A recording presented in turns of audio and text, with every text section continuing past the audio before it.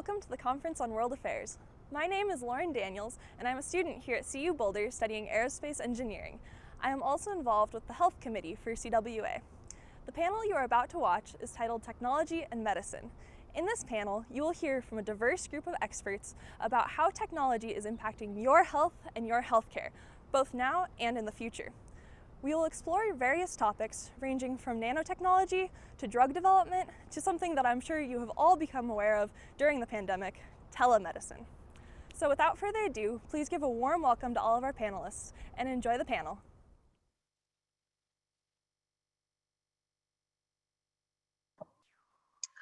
Well, hello everyone, it's me, Lauren again, and welcome to the CU Boulder Conference on World Affairs. You're about to watch the virtual panel, Technology and Medicine. Thank you so much for joining us today. And just a reminder that all of these panels are being recorded on YouTube and will be available to watch immediately after each event on the CWA YouTube channel. You may submit questions at any time during the session through the YouTube chat. We invite you to share if you are a CU student and to share the location you are joining us from. And questions from students will be prioritized. So students, please give us all of your best questions.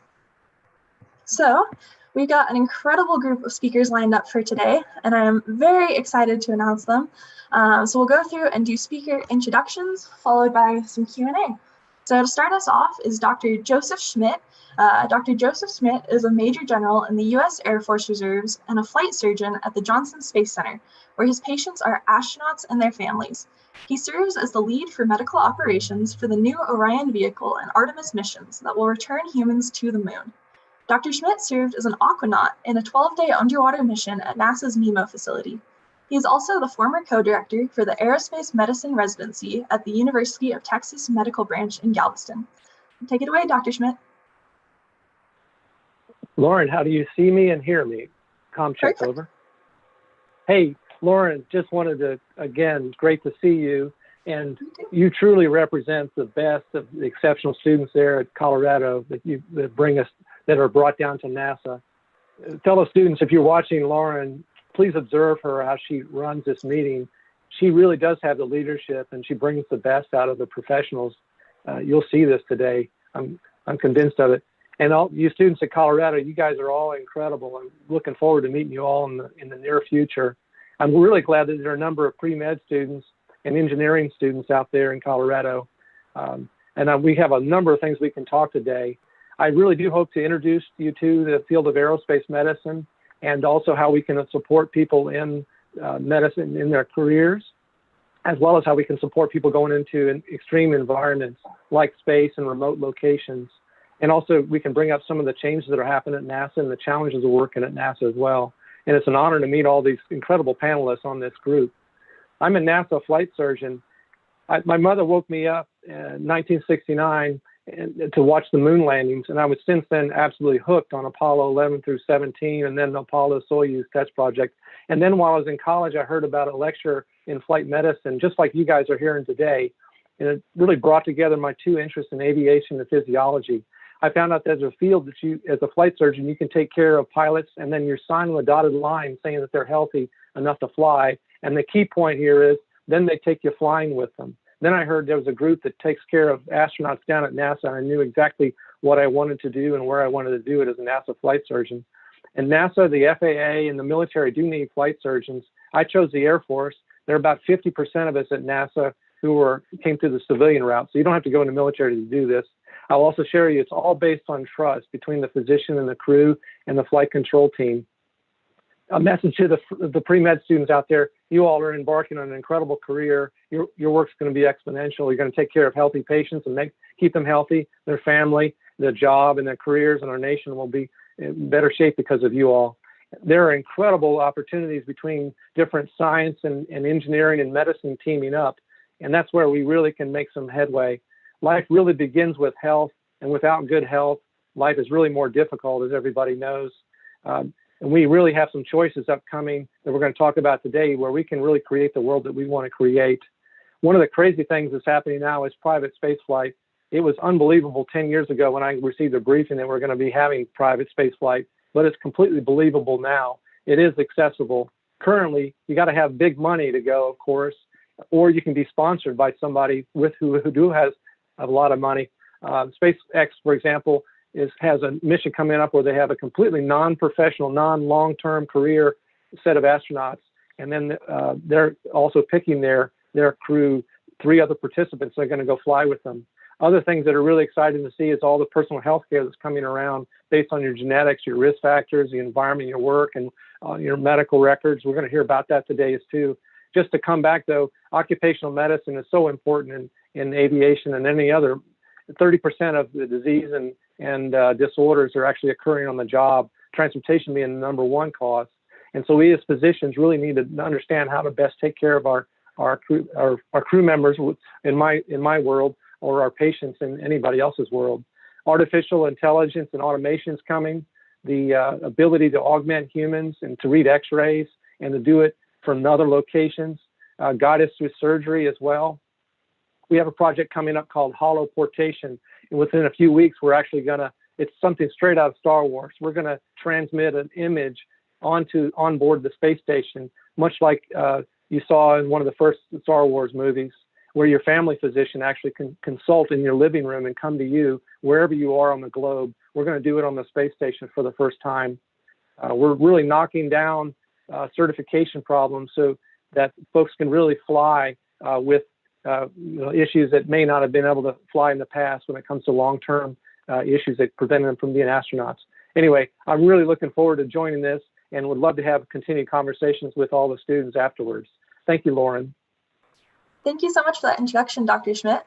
Next up is Dr. Sandra Golnick. So Dr. Golnick is a distinguished professor of tumor immunology at the Roswell Park Comprehensive Cancer Center, where she serves as a project lead for a program that has been funded for the last 21 years. Dr. Golnick has served as a reviewer for numerous prestigious journals. Additionally, she served as a director of graduate studies for the tumor immunology program for many years and is currently a member of the Graduate Studies Steering Committee. She was honored with the Excellence in Graduate Education Award in 2010. Dr. Golnick? Hi, everybody. I'm happy to be here and happy to participate in this panel. I have many, many interests, and I wear many, many hats at Roswell Park, including not only leading for many aspects faculty development. I'm also part of our conflict of interest committee that talks about technology and how technology and academia works together, as well as I have a deep interest in telehealth and telemedicine and how we interact, and how in my field, using artificial intelligence to improve cancer screening, cancer detection, early detection, and of course, precision medicine, one of those things we hear about a lot. One of the things that's come to the forefront in recent times is how that artificial intelligence can be used to treat people of all ethnic origins, not just people of European ancestry, because you have to consider that the data that we need to use artificial intelligence in health medicine, in health and medicine, has to come from and be taught from all varieties of individuals. So I'm really looking forward to this panel. Perfect. Thank you so much, Dr. Golnick. Up next is Michael Jeffries. Michael Jeffries serves as Vice President and Chief Information Officer at Boulder Community Health, where he's responsible for implementing technology solutions that evolve patient and clinician capabilities in pursuit of better well-being. Michael is also currently pursuing a doctorate in public health from UNC Chapel Hill. He is active in public policy advocacy that promotes the use of technology in healthcare and serves the most vulnerable among us. Michael is especially passionate about creating a just healthcare system that uses data and informatics to guide the deployment of effective, individualized, and population-based health programs. Mr. Jeffries? Wonderful. Well, first, it's just an honor to be here among such a wonderful panel, and appreciate you taking the lead in facilitating for us, Lauren. I'm a two-time CU grad, and really proud to be back here. After working nationally at a number of places, kind of got my dream job here in Boulder, where I started the path towards working in healthcare and technology. It was actually during my undergrad at CU Boulder that I took a break for an internship that ended up working at a healthcare IT development shop, and really got the bug for working in healthcare and how that we could use those skills for for the common good. And so ever since then, I've just been in love with it, and it's taken me on quite a journey. And so I think we'd be remiss if we didn't just at least acknowledge that this past year has been a really challenging year for healthcare. And it's also been a year where we've been really able to spotlight the ability for technology to make an impact. And I think the future is still unclear on what the long-term adoption of some of this technology will be, but we know it's not going to go back to that baseline. So it was just a little more than a year ago that we were here at the hospital at really ground zero, both working on a response to the COVID epidemic, as well as, or pandemic, and as well as determining, just like everyone else, how do we work in a remote environment? So we were moving a lot of our folks to work remotely, while at the same time ramping up our efforts. And so that meant, how do we preserve our healthcare workforce? I mean, when we have two psychiatrists that are taking care of our patients, what if they both get sick at the same time? And so we devised different strategies around remote rounding, so that with our behavioral health patients, they could round with a tablet and avoid exposure. Our chaplains were able to provide remote support. Now, I think that provides an example of, well, we can. Does that mean we should continue to do that? I think that chaplaincy care is something that I would personally provide I would prefer face-to-face. But in this circumstance, chaplaincy care over a tablet was better than nothing. And so we really tried to navigate that carefully. So we've had all this explosion in ability, and I would say this ability was here before, right? We had all the plumbing put in for telehealth, but we had low adoption among our patients and providers. And so they say necessity is the mother of invention. I think in this case, necessity was the mother of adoption, where we really drove that adoption and picked it up. So now we know we're not going back to where we were before. I don't believe we're going to sustain where we are today with adoption of this technology. But I think what we want to determine is where does it fit in? What's the right amount of this? A little secret that I learned through some of my physician colleagues was that a lot of the cases that when you see your physician and they do a physical exam, you might not actually need that physical exam. That physical exam might be to make you feel better. It, in some cases, might be for them to get information, but in many cases, that human touch and that interaction is more important than I think we give it credit for. And so I think we need to explore that need for the human interaction as well as we're going through this, and making sure we're using the technology to improve the health and well-being of everyone. So the other thing I'll just say is I think that we've gone through a huge democratization of our healthcare records. We now at our healthcare organization, the patients access the electronic records way more than the providers. And so where the record used to be locked away in a filing cabinet, it's now available for our patients to access readily. And so that has just dramatically shifted this dynamic of the ivory tower of healthcare providers to really a shared stake in it. So the last thing I'll just say is that I think Dr. Golnick is on a wonderful path in understanding that we've made great advances in artificial intelligence. I will just say unequivocally, our artificial intelligence is racist. It has been trained through a Eurocentric model. And so I think that awareness is just the first step to moving forward. I think that once we learn that just because the majority of the folks that have trained those AI models may be European, it doesn't make the AI models correct. And so we have a lot of work to do there, but it still shows huge promise in advancing healthcare and supporting our providers. So I'm, again, really excited to have a conversation with the panel. And I love that this is now more of a global audience through the virtual world. So thank you so much. Thank you, Mr. Jeffries. That was excellent. Next up is Dr. Jacob Siegel. Dr. Siegel is a senior instructor for the Engineering Plus and Mechanical Engineering degree programs, as well as the managing director of the Center for Translational Research at CU Boulder. He is a research healthcare scientist in the Rehabilitation Research and Development Service in the Department of Veteran Affairs. Dr. Siegel researches neural interfaces, prosthetic devices, and artificial sensory feedback systems. He holds 6 patents, has founded 3 companies, and consults with 2 additional companies. He seeks out translational technology to benefit people with amputation in order to replace what was lost. Dr. Siegel? Hi, everyone. Great to be here. Also a two-time CU Boulder grad, and I'm still here on campus. So hopefully we'll all get to, get together soon. In the meantime, I'm happy to be here and talk more about this field of bionics. We see this a lot in our modern media. It's been around, Hollywood and our entertainment industry for a long time. The $6 million man, right, was from the 1960s to our Terminators and our Arnold Schwarzenegger, all the way to Westworld on HBO today. This field, right, of fusing man and machine has been on our minds, right, for a long time. And the way we study this is in the world of neural engineering. That's where I work. It's the intersection of mechanical engineering, electrical engineering, computer science, anatomy and physiology, and even into the cognitive psychology realm as well now. And what we're trying to do here is use our technologies to help those who've lost some part of their neuromuscular system.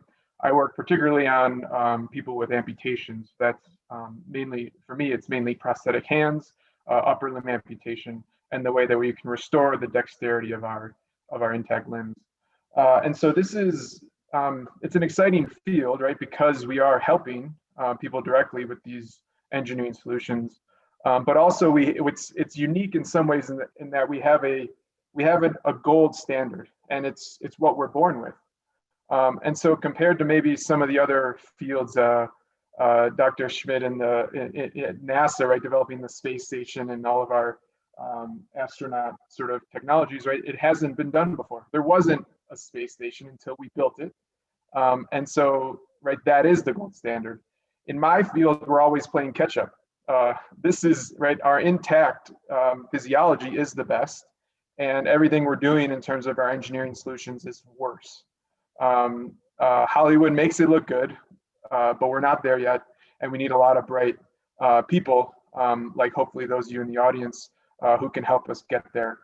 Our latest work, which might be of interest to this panel, has to do with the embodiment of prosthetic limbs. This is incorporating the artificial device into our own bodies.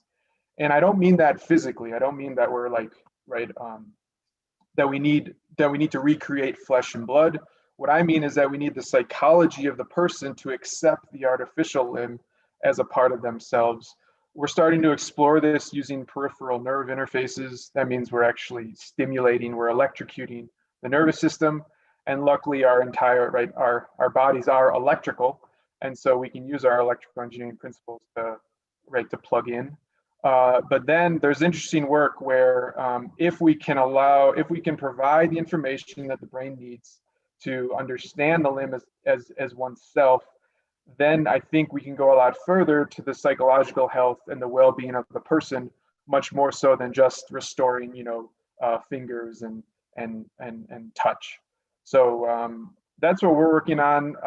I don't know how it intersects with IT and personalized medicine and all these things, but maybe we can learn more from our panelists here today. So pleasure to be here. Thanks for running the show, Lauren. Thank you, Dr. Siegel. Last but not least is Dr. Po-Chu Wu. Dr. Wu is an advisor to startups at Skydeck, the accelerator program at the University of California at Berkeley, where he's an alum. He is also a co-founder and partner of Future Lab, QuantumFusion.io, FlowDojo.institute, and QuantumAdvantage.io. A successful international venture capitalist and entrepreneur based in Silicon Valley and in Greater China for more than 30 years, he brings unique perspectives and insights into the challenges of nurturing innovation and entrepreneurship. He is one of the co-authors of Quantum Design Sprint Workbook and Agile Innovation, the revolutionary approach to accelerate success, inspire engagement, and ignite creativity. Dr. Wu? Thank you. Thank you very much, Lauren. It's an honor to be here with you and the other panelists. And I wanted to point out something that you may or may not have been aware of. I'm sure I'm the oldest panelist, and I'm as old as the CWA itself. I remember that. I mentioned that the last time I was there in person. So one of the things that this affords me is, to underscore the importance of balancing, let's call it the wisdom of age with the energy of the young. And there are advantages to having lived so long. Have a very diverse background, lots of experience. I learned to be tolerant of a lot of things, especially things that are different or unfamiliar or I don't agree with. And I learned to be more compassionate. And I think that is really something that we could all learn. And I think the pandemic has really helped us in that degree as well. And I think that's very important because we remember that we are all human beings. We all have the same needs as human beings, emotional needs, psychological needs, as well as the more physical and material needs. So the most important thing about getting older, one of the things to learn is how to ask better questions. And that, I think, kind of the tagline for sort of the way I have lived my life and the way I have taught my students. And I think that's really a very interesting challenge. How do you learn how to do that? What does that actually even mean? Unfortunately, formal academic education or teaching doesn't really encourage that in most cases.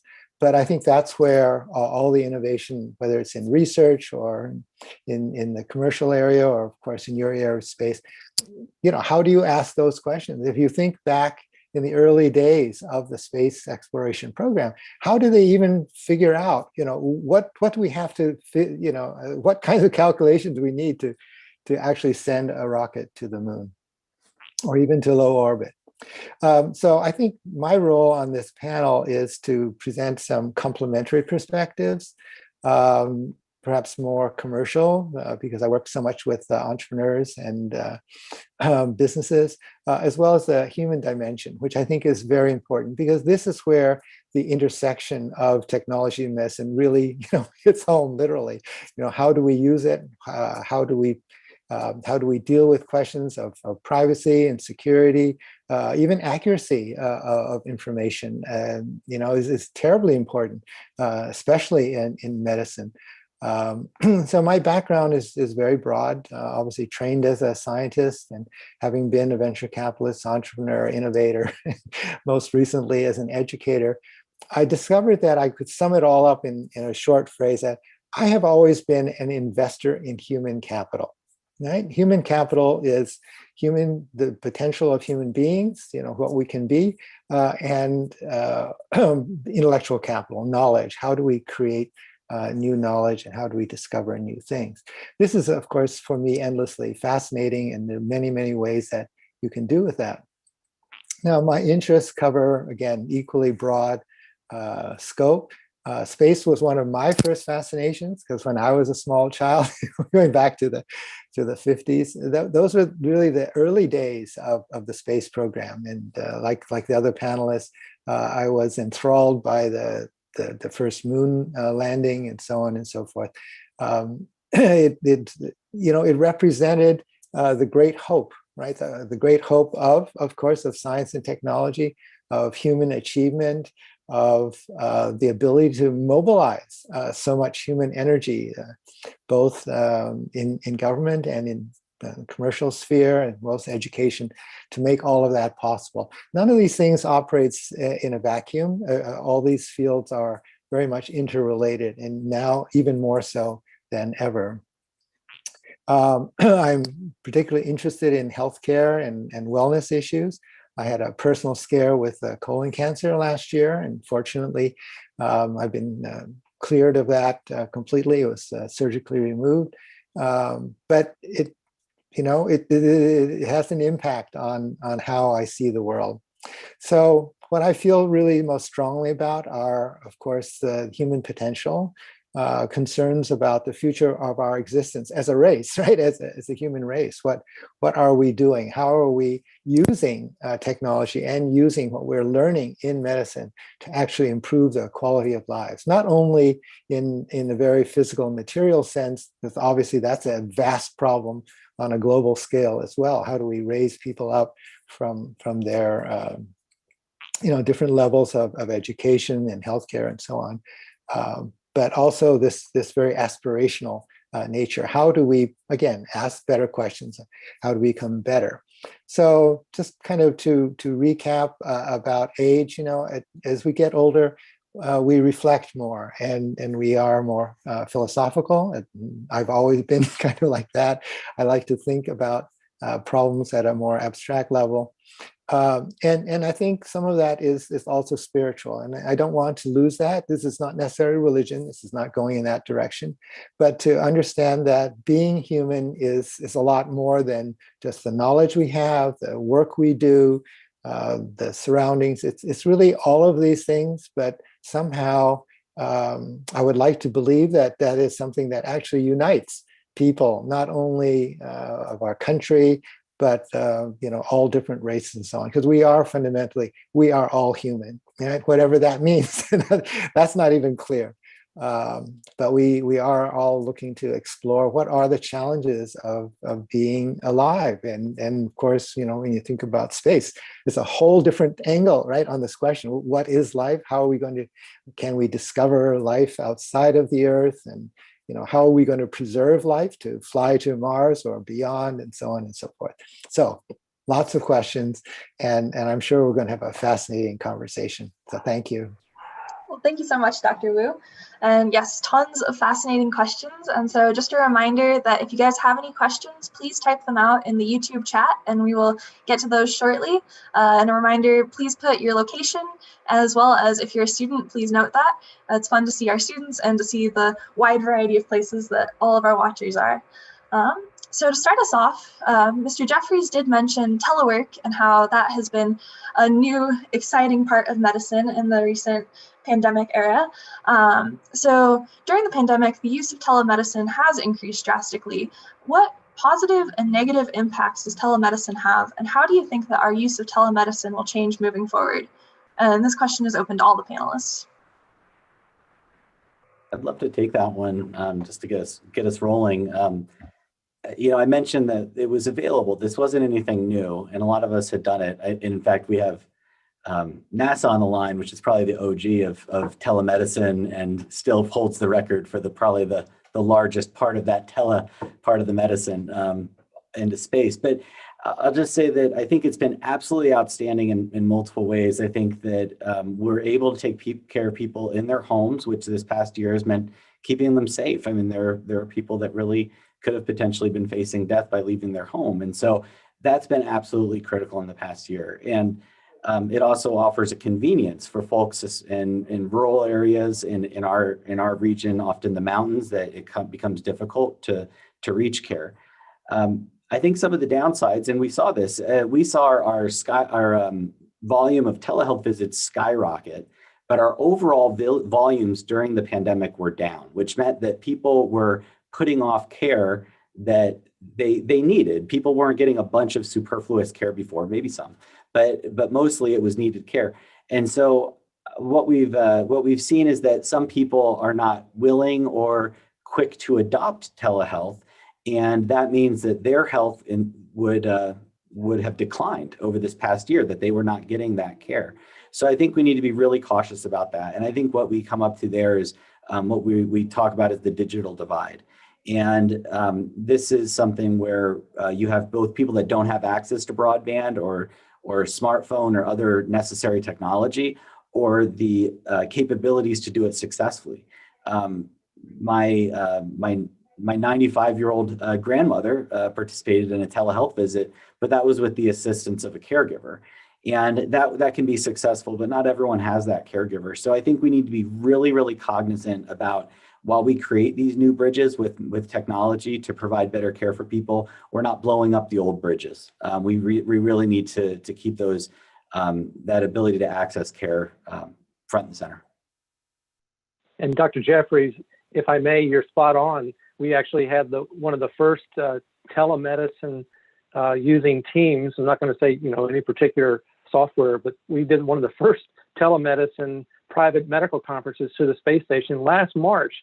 And so if you all have been talking via Teams or Zoom or whatever you're using, you've experienced what it is to talk to your crew member on board the space station.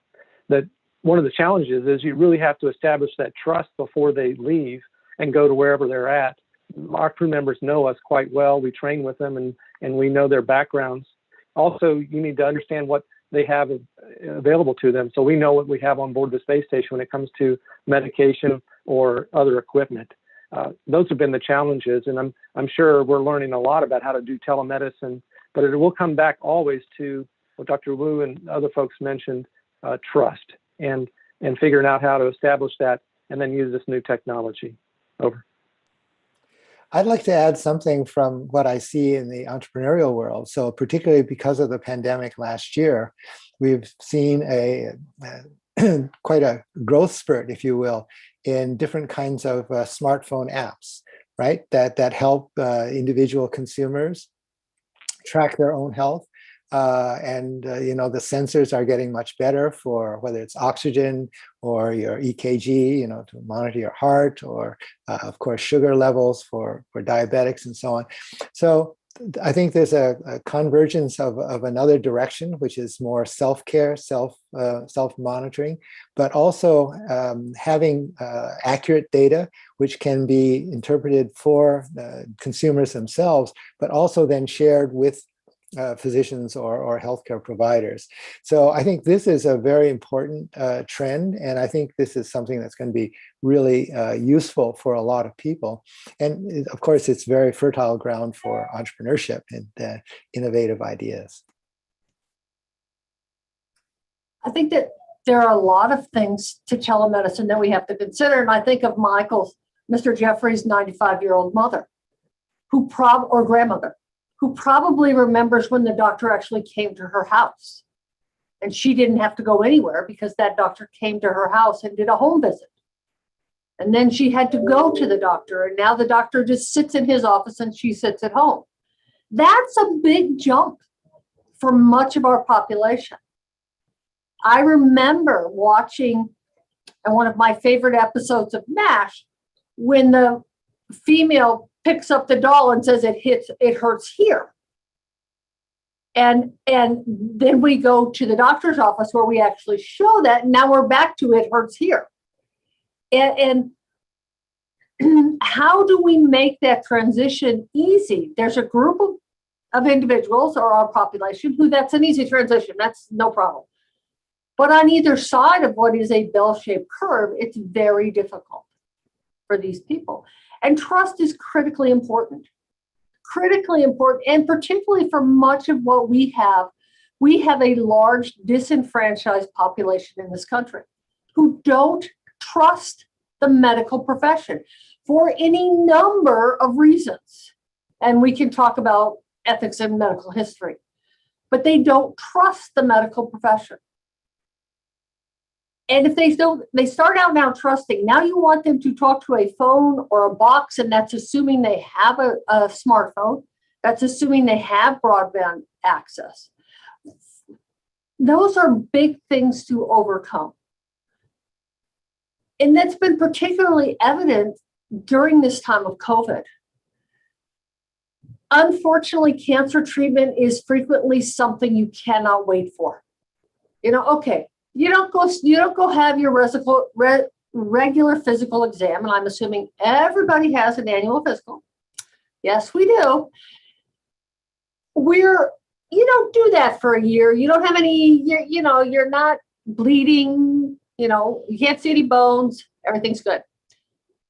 That's okay to postpone that for 6 months until you get a vaccine, or 14 months until you get a vaccine. Sometimes we can't do that in cancer. And so sometimes we have to bring those patients in and try to get them to come in. But we are seeing, and it was one of our fears here where I work, that those people would delay.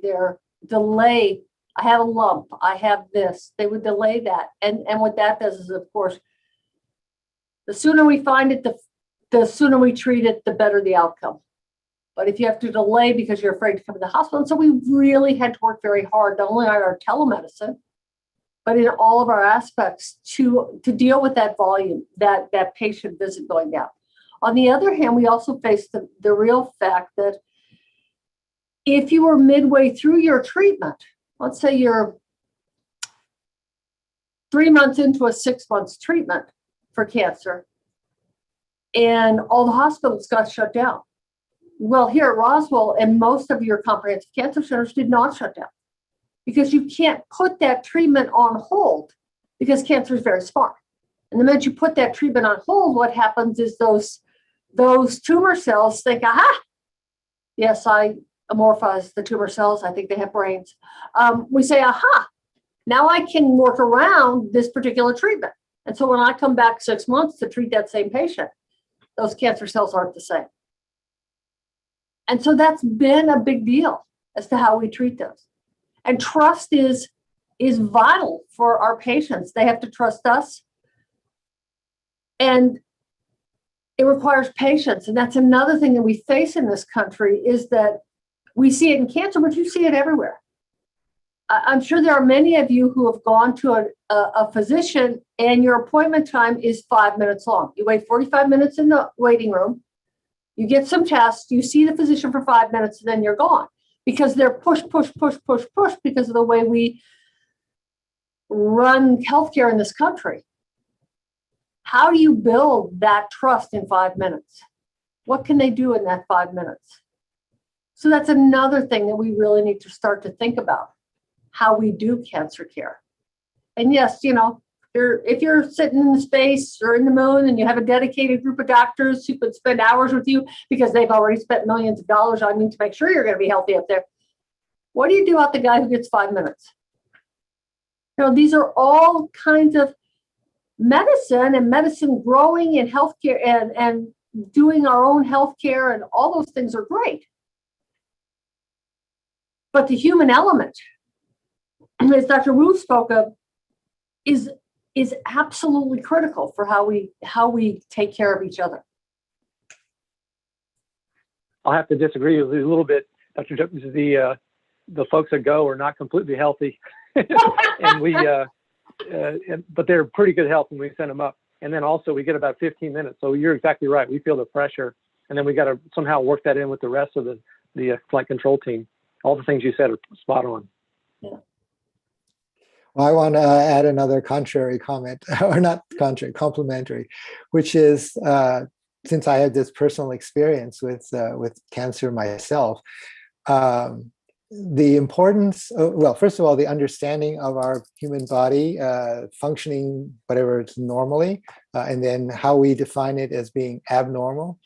And I think one of the insights that I get from it seems to be an increasing incidence of a huge variety of cancers is there really are some problems in our lifestyle, whether it is our food, the climate, or our work, all these environmental factors, and these have a huge influence on the incidence of cancer.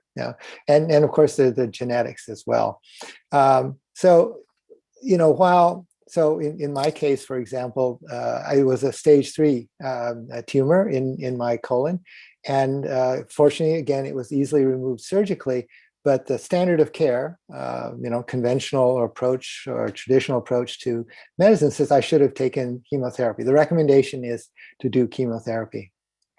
And I chose to reject that. I said, I've been studying up on this and I understand a little bit about the biochemistry. And the worst thing is, if I do the chemotherapy how did I put it? Oh, the problem is there are no good ways to define what health is. And that was my big question. How do I know I'm healthy? And if I'm, not healthy, that's fine. We try to fix that. But if I'm healthy, how do I know I can be more healthy? Because I always thought I was actually pretty healthy. Everything was always good for me. And then suddenly this problem came up.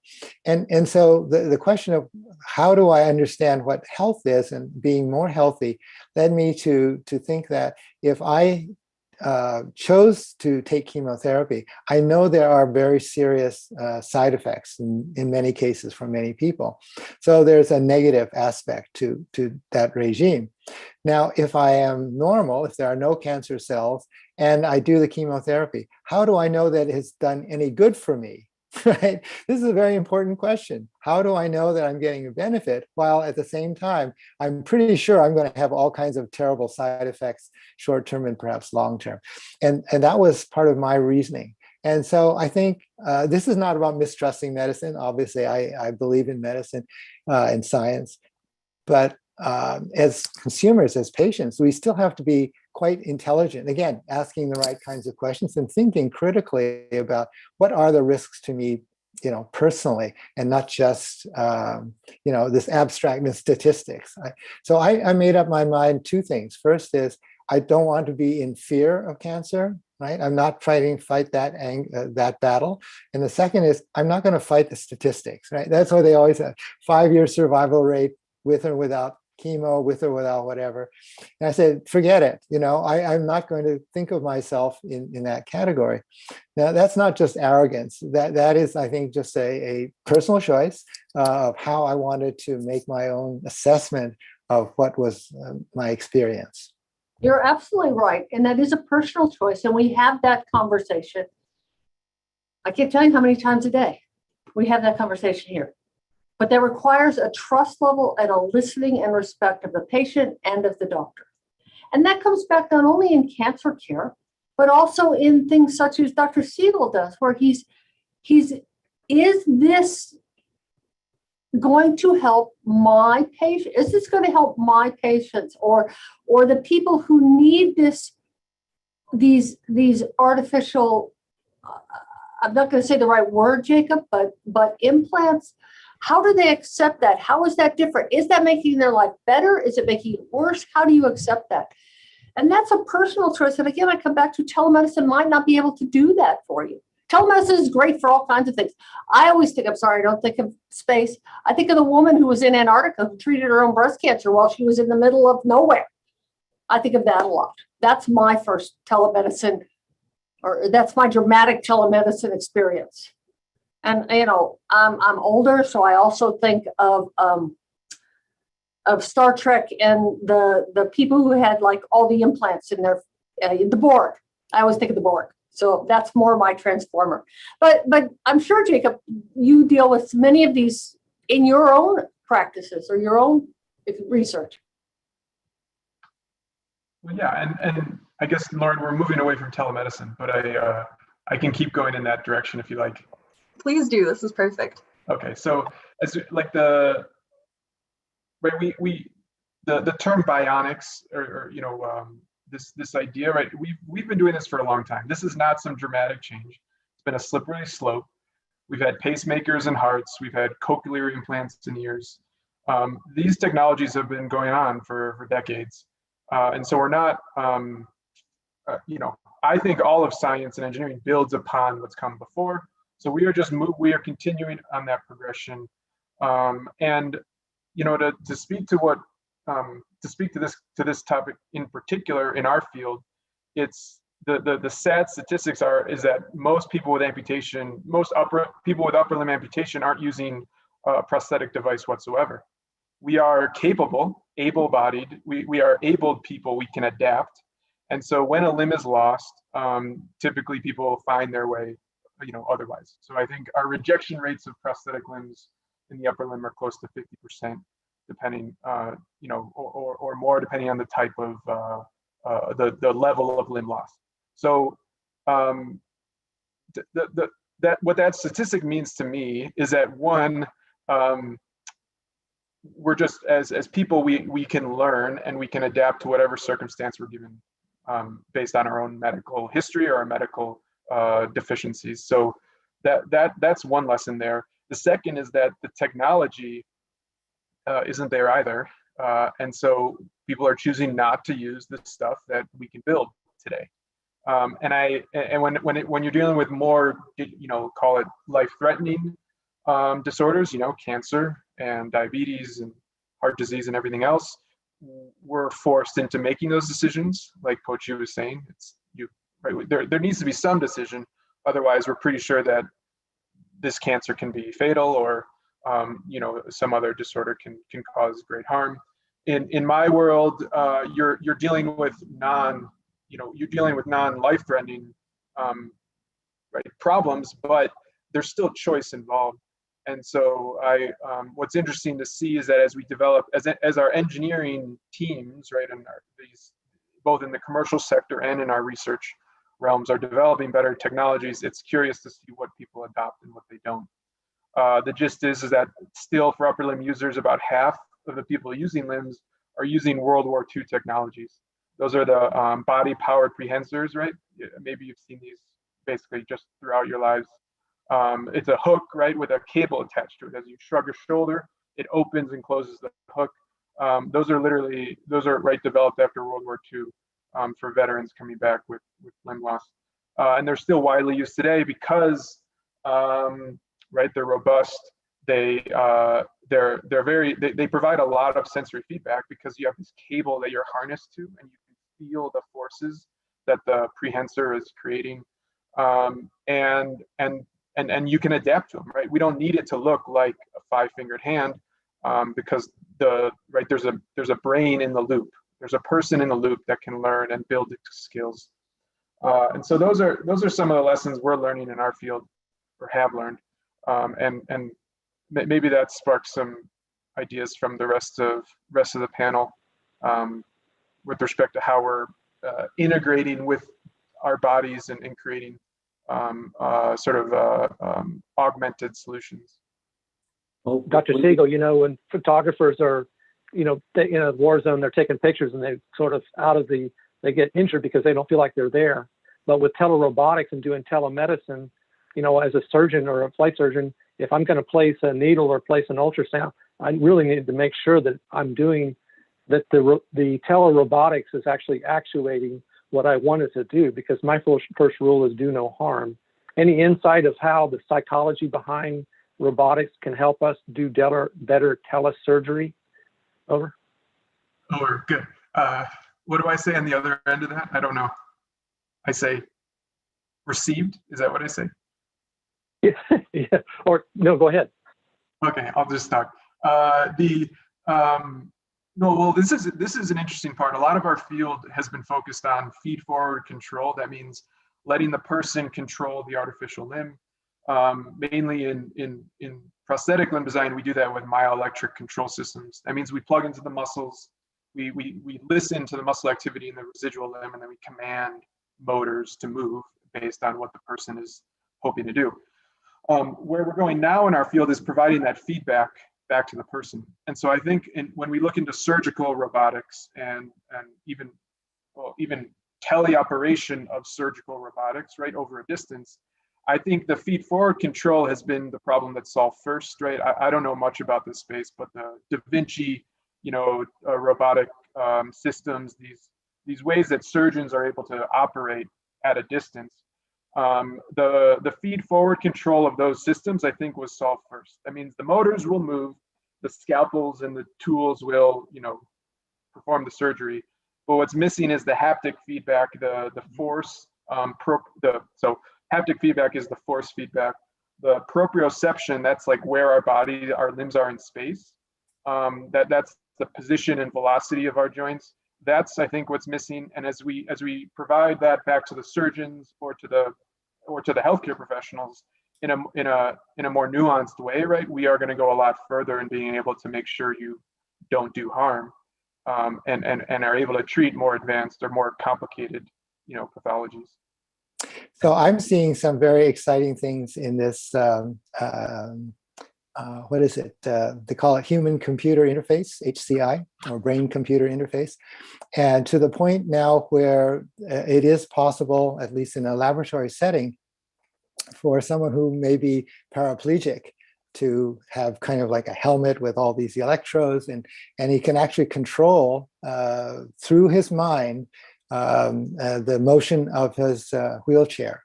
And of course, this is just one simple example, maybe not so simple, of what's going on with this brain interface. And this is incredibly exciting. There's so much going on in this area of neurophysiology as well as robotics. Again, this intersection. So again, for all the students, I think this is a very important point in time where we're developing. The innovations that we want to develop really require multidisciplinary teams and a multidisciplinary education. And I think, Dr. Schmidt could certainly verify this. In space, it's not so much that you're a narrow expertise. You have to really have this ability to function and think in very different kinds of technological domains. And it is the marriage of all of these different things, whether it's communications technology, software technology, of course, AI is a branch of that, the neurophysiology, as well as the human anatomy and the medical side. This is how we are at this level of societal development, if you will, where we are being able to do some of these things. It's incredibly exciting. It's very early days, but there's really a lot of promise in this area. You're exactly right, Dr. Wu. We do medicine, but I live in an engineering world, and it's 210 miles away from me, and everybody else has their mission priorities. And so I have to figure out how to work that in with everybody else, and then also communicate with other folks. And then the engineers come to me with really interesting ideas of how we can augment equipment on board and use what I already have to be able to do the best possible medicine. And just like you guys were talking before about cancer treatment and your own personal, it's in the context of the person's life that you want to give them the best possible care and have them reach, as you said, Dr. Wu, their potential. And as a team, our potential. That's why it's so much fun to work with engineers in medicine and IT. When we get together, we can really create some really interesting things and overcome some unbelievable problems.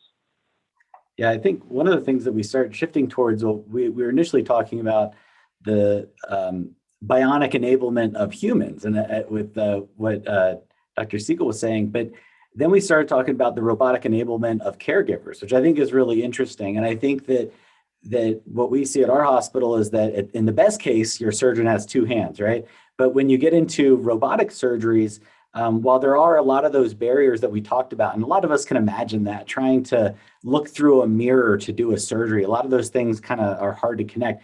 But what's really fascinated me is that it gives them more than two hands. And so you can have one forceps holding the skin while they then operate a different, multiple hands, so to speak, quote unquote. And the ability for our brain to move our hand just a little bit takes a lot of precision. The ability to move a joystick with I say joystick, joking a bit, but the controls for the robotic surgeries, they can move just a hair. And so there's a lot more precision that comes with that. And what I've been amazed by is that some of the surgeons now have had that, although it's not as in-depth as a brain interface, they've become much more precise with these robotic surgeries. But I think that the question that comes to mind then is that we are in this tug of war between the cost of healthcare. We have a mandate as a civilization, especially in the US as a society, to lower the cost of healthcare. That is the chant all of us are saying for the most part. And yet we are driving up the cost of healthcare with many of these new technologies. In most cases, these technologies do improve the quality of healthcare, but in many cases, they also reduce access. And I think about what Dr. Siegel was saying about many of upper limb amputees living with a World War II artifact as their technology. I imagine that many of them are doing that because maybe they don't have access or coverage to get additional care or an additional tool. And so likewise, I think that when I was talking a lot about a lot of people that didn't receive care during the pandemic, they avoided it, it could be because their insurance didn't cover telemedicine visits and they would have had to pay cash. And by the way, I think that a lot of the insurers did a temporary approval of telehealth visits and telemedicine during the pandemic. They're now quietly going away. And I think it's going to be up to us to say that this is what we want as a standard of care. And so, I just think we can't have this conversation in absence of the sea in which we swim, which is the payment environment, especially in the United States. Thank you, Mr. Jeffries, for that insight. This actually ties in really well to a question that Leo Oblicki, I'm hoping I'm pronouncing that correctly, asked in YouTube. And Leo was wondering if we could talk a little bit about technology's impact on medical cost reduction. And similarly, Wayne Seltzer asked in the chat, saying that the federal government spent $27 billion plus on electronic healthcare record systems, but that medical providers don't seem to be using that efficiently, and that we have no idea as patients who's accessed our healthcare data. So can you guys speak a little bit to how technology will impact medical costs and how that money is being used, both for your healthcare and for your data? I know it's a big question. I'll briefly tee it up for the panel. I'll just say that I think that what Wayne is referring to was a program called Meaningful Use that was under the stimulus as Obama took office. And so part of that stimulus was to incentivize healthcare providers to use technology in a meaningful way. And so he's right that it approached 30 billion in payouts as incentives.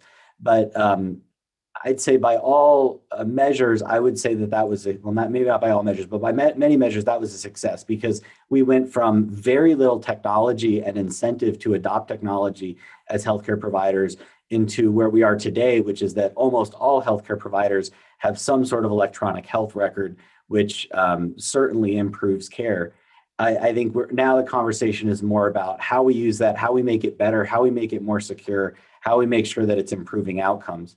But I think that some of those incentives certainly were investments in the infrastructure of the country to have better electronic systems for caregiving. The patients themselves are getting really powerful now. They bring their own data in and they show us. And the other thing that's going to make them powerful is if they can find the costs for their procedures.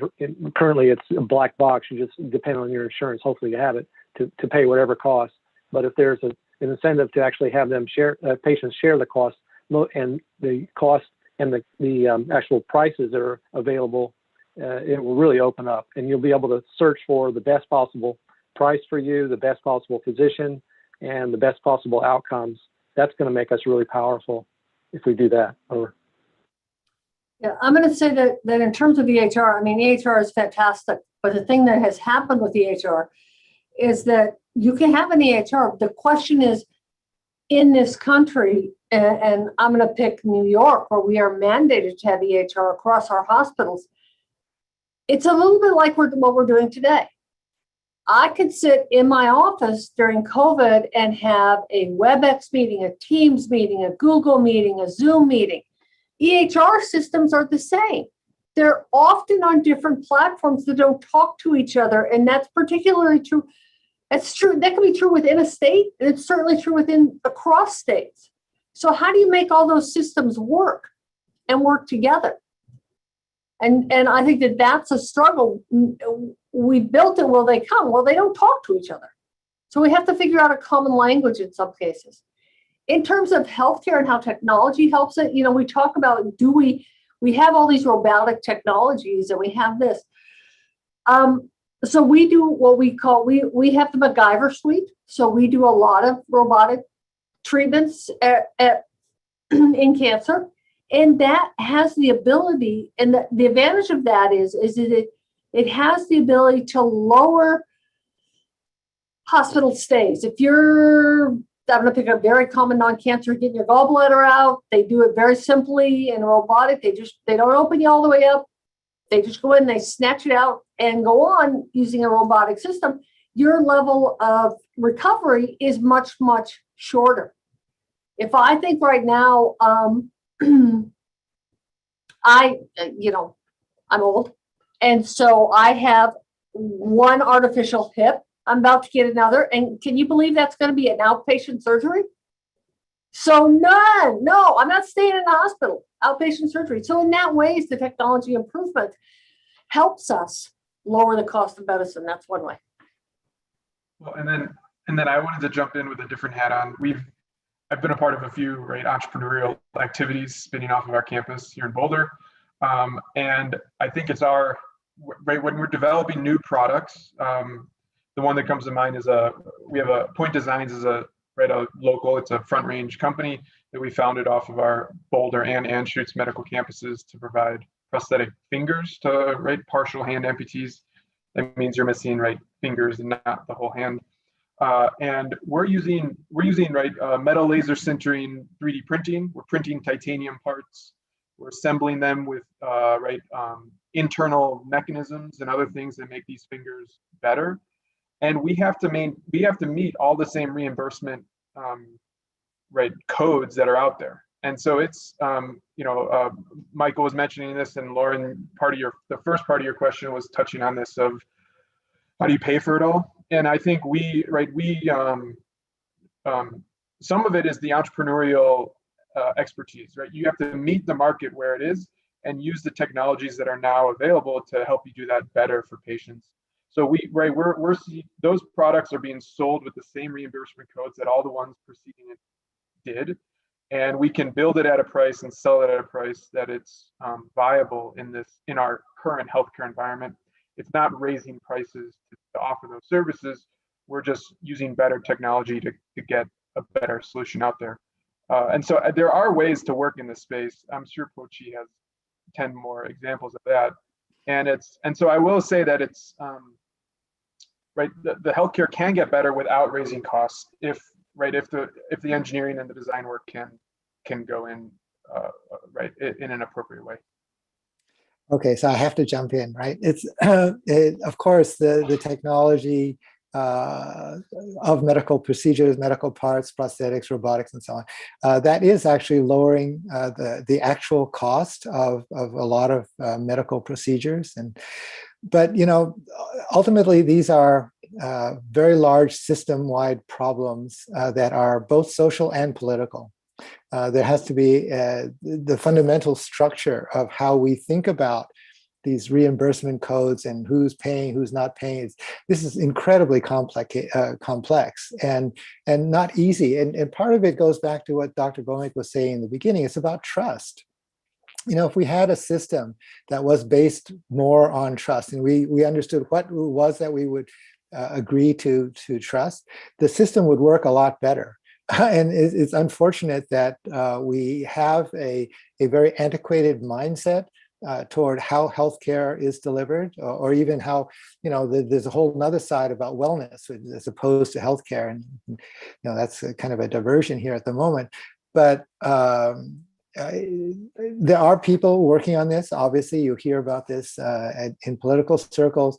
But again, I think for the young people, I would really encourage you to think really about how whatever it is that you choose to do in your career or in your involvements in society, really try to again learn how to ask some better questions about how can the fundamental systems work better, whether it's in the hospital, such as Mrs. Jeffries works with, or on the technology side. Dr. Schmidt, of course, has some very good insights because the space program has it's kind of like its own little bubble, if you will. But there is some serious fundamental rethink of process that needs to take place.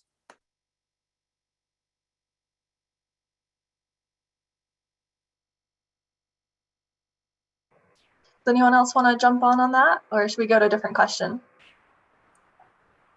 Let's take some more questions. Perfect. All right. So I think that is John Griffin that asked, mistakes will happen with robotic surgeries as with autonomous cars. How do we communicate to a public that is more fearful of mechanized accidents than human errors when the latter is more likely? So similarly, Michael Watkins asked, feedback from the robotics can't be faster than the speed of light. Is that going to limit what you can do over a space link? So just talking about trust of robotics and what that will look like for the public. I think the statistics show that still most of the problems that come up are still human error. I mean, robotics doesn't mean that the robots do it by themselves. They're still very much under the control of the doctor and the operating team. So I think that this may be partly still a trust issue in terms of patients trusting the medical system, if you will, or the doctors in the hospital. It's not really about robotics. That's a whole nother fear that many people do have about robotics and about software in general, because we don't know what it means. What is it doing? It's kind of this black box. I'll jump in next. The fun part about talking about the sensory feedback, the information coming back to the person, is that we have our own delays, right? My nervous system has its own latency. When I press on my finger, my brain receives it milliseconds, right? Tens of milliseconds later. We have computer systems that are way faster. And so we can, be better than our intact anatomy. When we move into robotic surgery and all these things, we need to be below the level of perception for the surgeon. And so that's also possible with our robotic systems. We're designing, right, sensors. This is on the academic side. Now we're designing systems, right, that can behave accordingly, meaning we can take a measurement, process the signal, stimulate nerves, and provide that information back to the body, right, below the level of perception. It's real time based on our own awareness.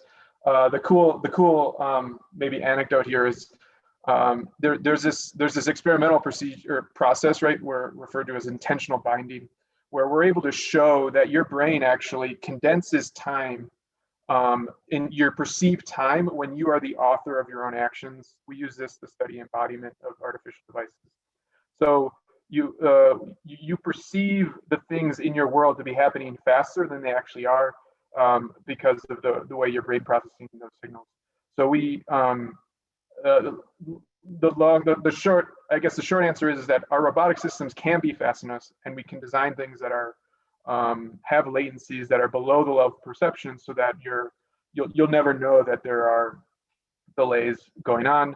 I'm going to pass that to Dr. Schmidt with respect to going up to the space station, because I don't know what's going to happen there. Maybe he can respond to that one. Oh, we have significant challenges. So you have to go through all the networks. There's sometimes some delay. You have to get procedures so you're not hacked. You have to do it in the right manner. And then, but there's no significant delay once you make those connections. And then on the moon, there's going to be a little perceptible delay to the human for talking, but there may be enough delay that there may be some lag when you're controlling the robotics. Now, when you go to Mars, it's going to be a 20-minute travel out and a 20-minute travel back for those signals.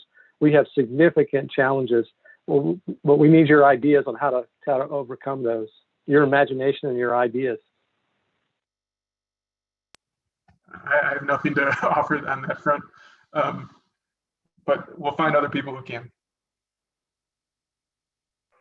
Part of the answer will be what they've always done with communications, which is figure out how do you get the edge processing, right? So if you have to do this, how would you have essentially a local computer controlling the robots on Mars, and then figure out what do you need to on this end from Earth to Mars. So it's a very different way of thinking about what do you need to control.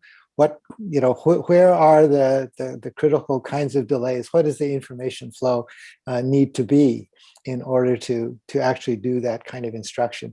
And maybe what happens is that you can't actually think of it the way we do now, which is, we have a human here on Earth trying to control the robot on Mars. Maybe what has to happen is that the embodiment of all the human knowledge and capability is actually on Mars in a set of chips, and it actually knows how to respond pretty much as at least in that limited sphere, as well as, or maybe even better than a human would on Earth.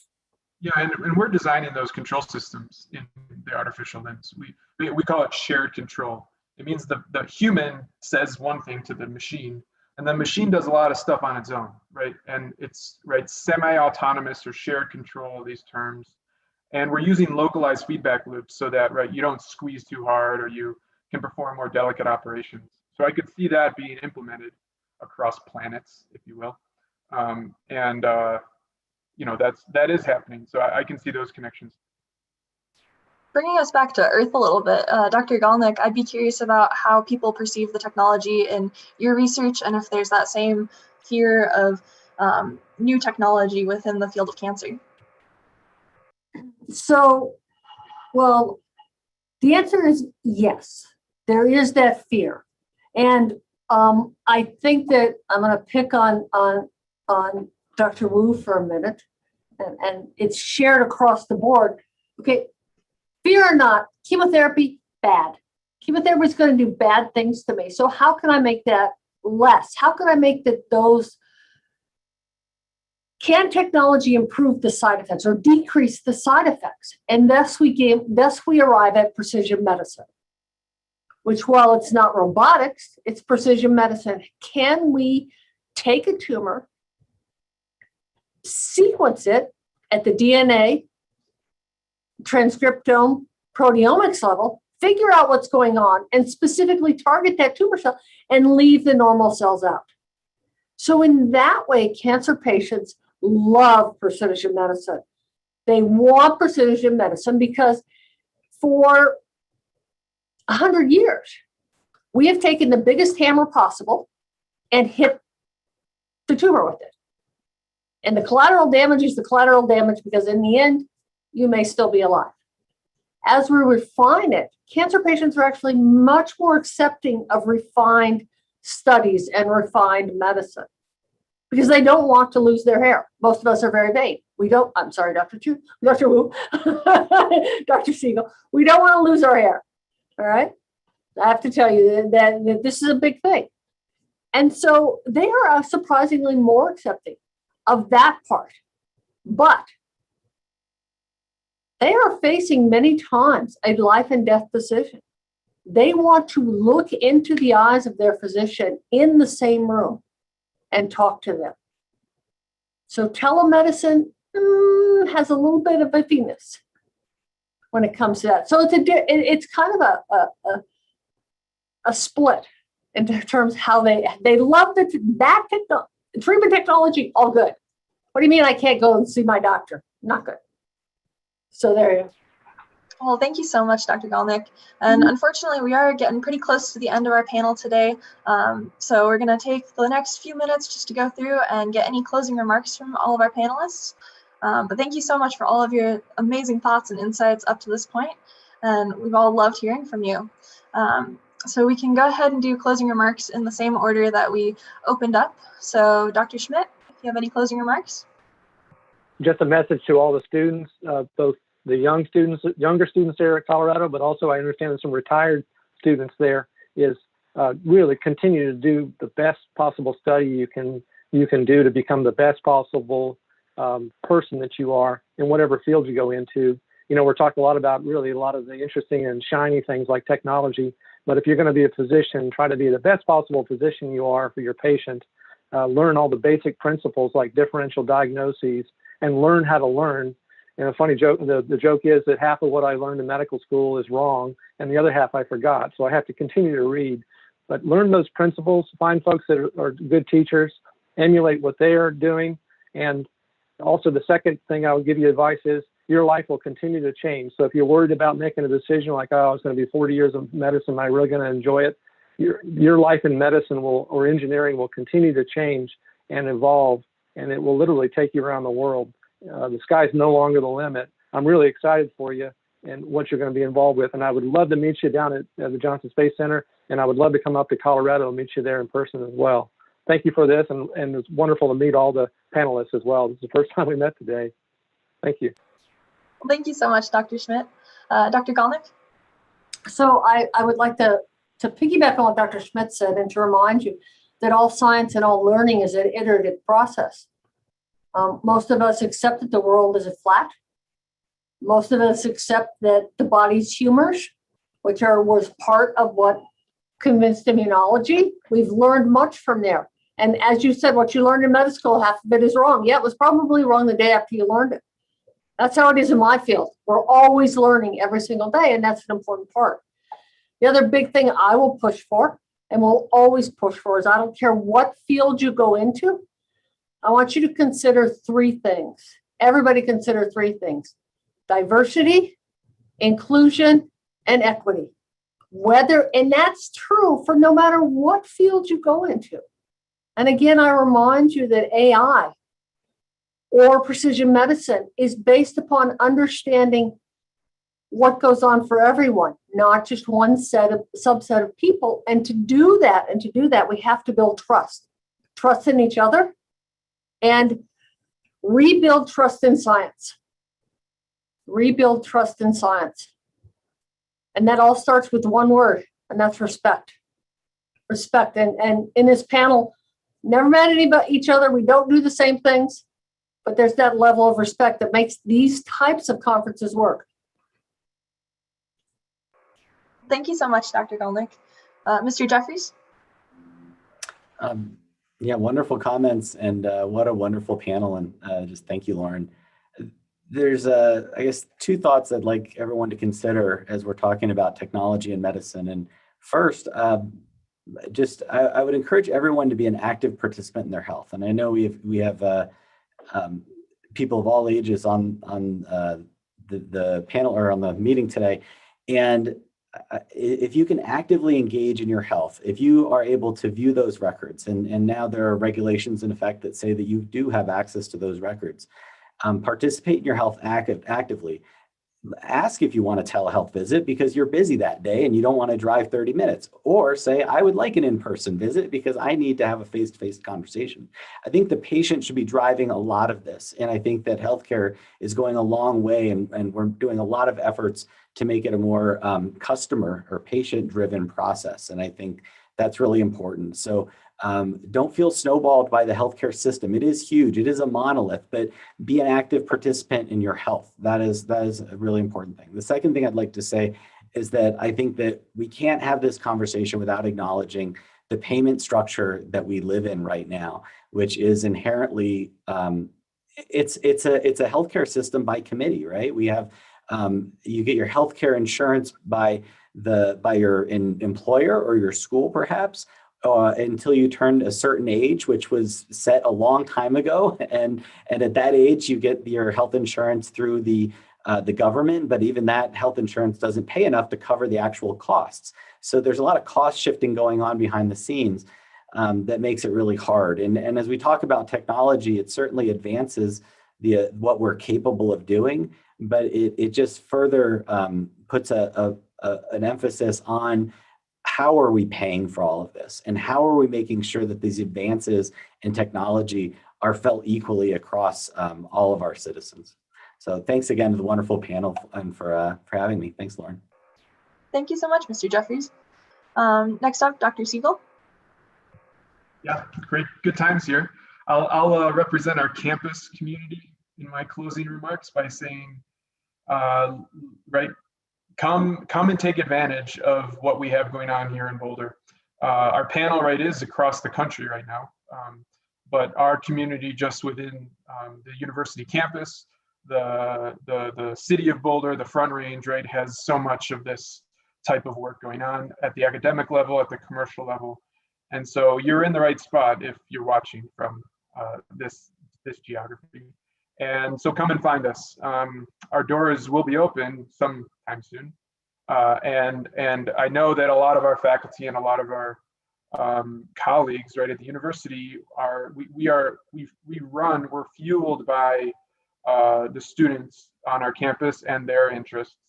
And so come and take advantage, and we're happy to work with you, because all of your energy and talent is what we need to get some of these ideas going. So pleasure to be here. Thanks for all your work, Lauren, and we'll hopefully see you all soon. Thank you, Dr. Siegel. And last but not least, Dr. Wu. Yeah, thank you, Lauren, and thank you to all my fellow panelists. This has been really delightful. I wish we had twice as long to do this. Maybe we'll have some separate conversations in the future, and I look forward to all of that. I want to put a plug in for the entrepreneurial spirit, which of course is what I really believe in, and that's not about doing a startup. I'm not necessarily encouraging anyone to say, oh, you've got to go do your own startups, do business.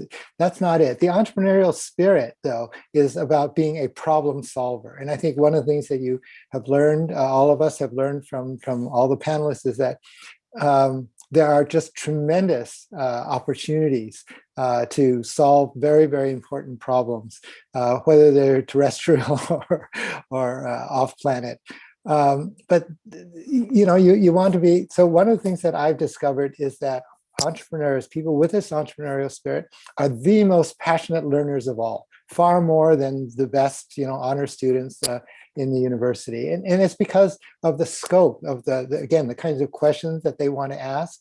They are trying to understand how to fulfill something in themselves, to be the best that they can be, but also to offer to the world, to society, something that can be the best at, to solve a real problem. So, again, I encourage you to all of you students, all of us actually, to continue learning, to continue having these critical thoughts and questions, having these conversations among very different kinds of people who are, looking at these issues.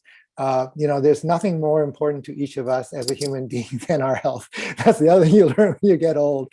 Health is everything. And the maintenance cost only increases every year. It's like an old car. But there are, of course, rewards to hopefully having a long and rewarding life. So I wish that for everyone. And thank you, Lauren, and of course, all the organizers at CWA. It's been a pleasure. Well, thank you all so much for joining us today. And a huge thank you to all of our speakers who have volunteered their time to be with us today. If you would like to support them and learn more about their work, please find their books, podcasts, and social media accounts on our CWA website so that you can support them. And additionally, the CWA does rely on the generosity of people like you to make this event possible. So please consider making a gift to the CWA, which can also be done on the CWA website, which is www.colorado.edu/CWA. And make sure to tune in through Sunday, April 11th for live CWA events, or catch up on those you missed on the CWA YouTube channel. Thank you again to everyone who is here, and thank you to this amazing audience for joining us today. Have a good one, everyone.